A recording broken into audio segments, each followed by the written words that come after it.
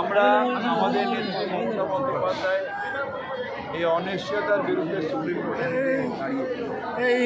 লড়াই সামনে দিয়ে এগিয়ে এসেছে। এসআইআর তাড়াহুড়ো করে অন্যায়, যেহেতু বাঙালি ভোট দেয় না বিজেপিকে, তাই তারা বাঙালির ভোট কাটার।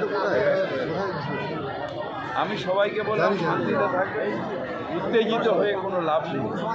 আমাদের লড়াই মমতা ব্যানার্জি লড়ছেন এবং এইটা নিশ্চিত যে অন্যায় বেশি দিন থাকে না, সত্যের জয় হবে।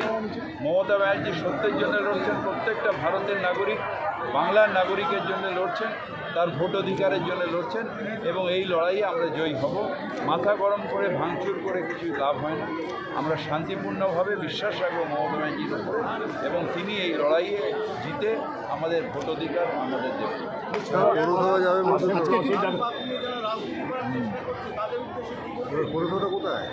জাতের নামে বজ্জাতি, সুতরাং জাত নিয়ে রাজনীতি হয় না, রাজনীতি উন্নয়নে আমি ফেরাল থাকি, কারণ আমি আব্দুল হাকিমের বাড়ি এই অপূর্ব সরকার, কারণ সরকারের বাড়ি ধর্ম আমার হাতে নয়, কিন্তু কর্ম আমার হাতে। আমি ভালো কর্ম করলে ভালো, কুকর্ম করলে কুকর্ম।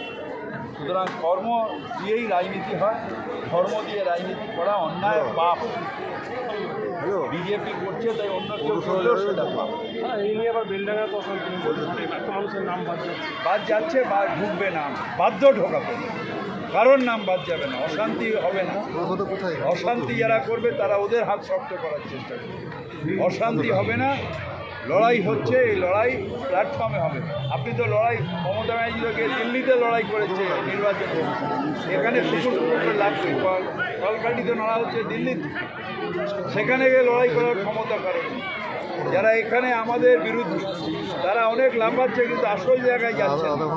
মমতা ব্যানার্জি সেখানেও গেছেন, সুপ্রিম কোর্টেও গেছেন এবং সত্যের জয় হবেই। আজকে মুর্শিদাবাদে কি লিস্ট টাঙানো হবে এসআইআর? সেটাও বলেছি যে বাংলা বাঙালির জন্য স্বাধীনতা এসেছে। সেই স্বাধীন ভারতে আজকে প্রধানমন্ত্রী অমিত শাহ, অথচ যাদের জন্য স্বাধীনতা হলো, স্বাধীন রাষ্ট্র নাহলে তো আপনি প্রধানমন্ত্রী হতেন। তাহলে সেই তাদের হেনস্থা, তাদের যে অপমান, তার প্রতিবাদ করছে এবং বাঙালিকে খোঁচাবেন না, ব্রিটিশরা পায়নি, আপনি তো কোন ছাড়।